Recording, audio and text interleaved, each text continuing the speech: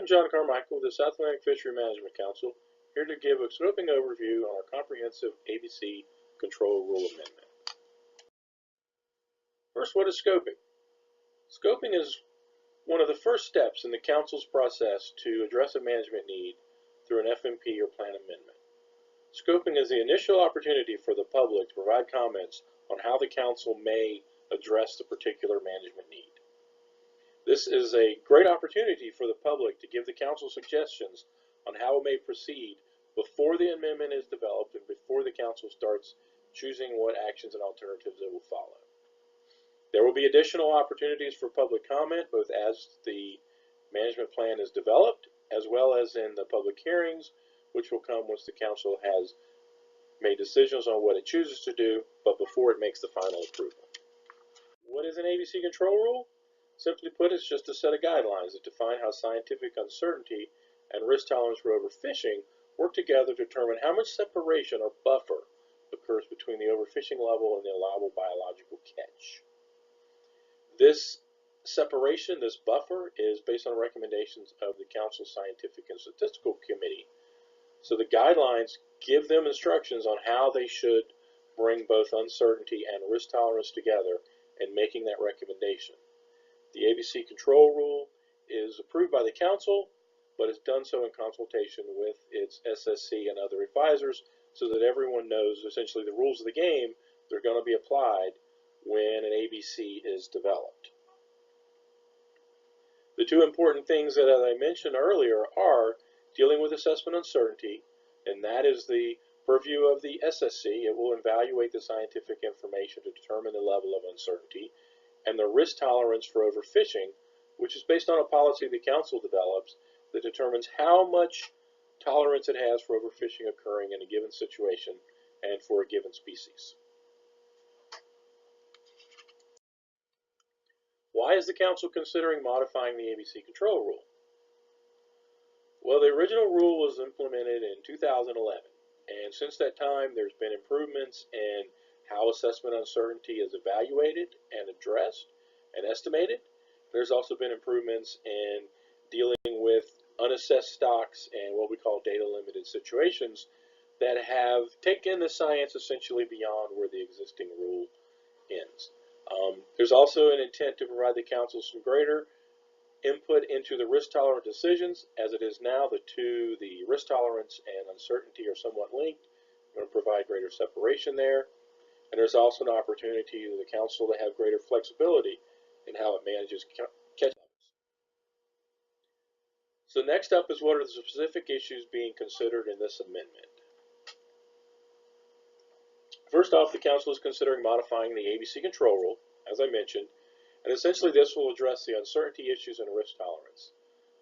Under the existing rule, uncertainty and risk tolerance are largely linked together, and the SSC has a set of guidelines that it applies, but there's not a clear separation between the Council addressing risk tolerance on an individual species level and the SSC addressing the uncertainty and recommending the ABC control rule.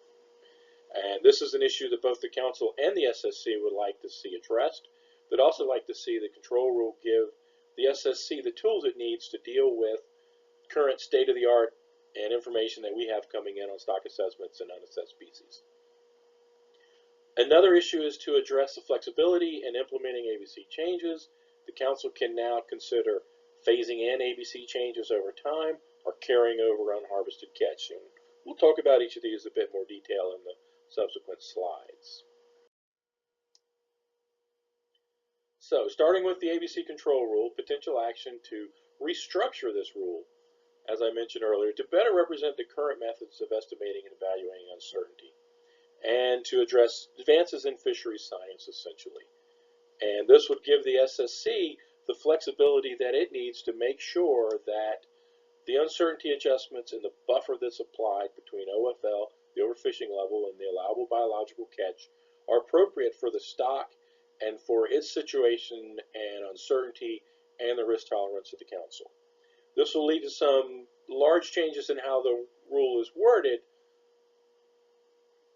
but that's a worthwhile change to get the kind of flexibility that we need and to really bring our control rule so that it is up to date.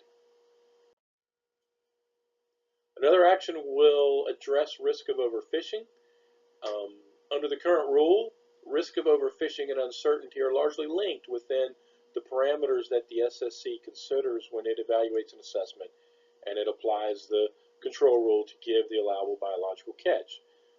Under the changes that we're considering here, the Council would be given a clear and direct role in establishing the risk policy for overfishing, and it would relay to the SSC what risk tolerance it has for a given stock, and then the SSC would apply that to the assessment information to develop its ABC. The Council is considering a risk tolerance policy that considers levels of risk based on things like stock biomass and the life history traits of a given species. So not all stocks will have the same risk tolerance policy. They'll be categorized in different ways based on their situation. And there's also consideration to give flexibility so that the Council can deviate from specific risk levels that may be set up in advance. For example, it might want to account for changes that have been observed in a fishery, or the need to address a specific situation, or maybe new information becomes available, and the Council wants to have a little bit of flexibility so that it can make sure it's selecting the most appropriate overfishing risk that it can in each stock and in each circumstance. We also have an action to clarify how rebuilding success is determined. And so this refers to when a stock has been determined to be overfished and it needs to have a rebuilding policy. The existing rule does not clearly state how the Council establishes the rebuilding success. In practice, the Council has established that based on the rebuilding plan that it chooses, and it chooses a rebuilding plan based on a combination of time and the type of approach it wants to take to rebuilding, and that plays into its rebuilding success. So under the proposed changes we're thinking about would be to give the Council a clear role and make it explicit how it defines rebuilding success. That will alleviate a point of confusion in the existing rule. The other actions relate to flexibility, and the ABC control is required, as I said, under the Magnuson-Stevens Act, and there are guidelines that the agency develops, Net Spring Fisheries develops, that help the Council know how to implement the provisions of the Act. And changes in those guidelines that were recently made give the Council greater flexibility in how it manages its catch levels. One of these points of flexibility has been called phase-in. And under the existing rules, if the Council receives an ABC recommendation, which is lower than what it has in place, it needs to, when it takes management actions to implement that new ABC, it needs to do that all at once. So if there were a 50% reduction in ABC, the Council would need to take that all in one step. And because that leads to large consequences potentially in fisheries, it's difficult for fishermen to prepare, adapt, plan for changes of that nature. We've now been given the flexibility to phase in those changes over several years. So using the 50% example, rather than having to take a 50% cut in 1 year, we may be able to take smaller cuts over, say, up to 3 years to achieve that overall 50% reduction that was needed. In this action, we'll be also considering limitations on things like the time period, and as well as stock biomass levels for when phase-in will be allowed, and a process for making these phase-ins take effect. The other point of flexibility addresses what's been called carryover, and this refers to harvest which is not taken in 1 year being carried over into the following year and be available to the fishery. And in most cases, this is envisioned as applying to instances where maybe there was a regulatory closure, a fishery where catches are projected, and if presumed that the harvest has been reached and the fishery is closed during the year, if it turned out that maybe the fishery closed prematurely and let's say 10% of the harvest was left in that year, then under the carryover provisions, that 10% of harvest could be carried over into the next year so that it could be caught and used by the fishery. Now, because the act is because the Council cannot exceed the ABC recommended by its SSC, if this carryover would result in a catch greater than the ABC, we wouldn't be able to do it. So what this provision is going to do is set up a set of guidelines and a process so that the Council can actually temporarily adjust the ABC in that year to accommodate this carryover. That's why we'll need guidelines and some circumstances that would allow that to be done. And also some limitations such as the biomass levels of the stock. If the stock is overfished, leaving those fish in the water might actually be more beneficial in the long run. Or if the fish were simply not caught, there wasn't a regulatory closure, maybe they weren't available, or maybe fisher interest isn't as high in that species at this time, then there might be less of a need for carryover. The intent of this really is to make it available in cases to offset regulations, or where regulations were strict and specific and maybe more so than they needed to be. So those are the actions that are being considered in this amendment. They're relatively few. Some of them, I understand, can be somewhat complicated, which is why we're going through this process. It took time to give you this presentation. And where this amendment will go from here, we're doing the scoping here in January 2019. At the Council's March meeting, it will review these comments, and the plan is to then approve specific actions and alternatives that will be analyzed. In June 2019, the Council will review a draft of amendment and consider approving it for public hearings, with public hearings being the next opportunity for public feedback on this, being held in summer 2019. At the September Council meeting, we'll review the public hearing comments.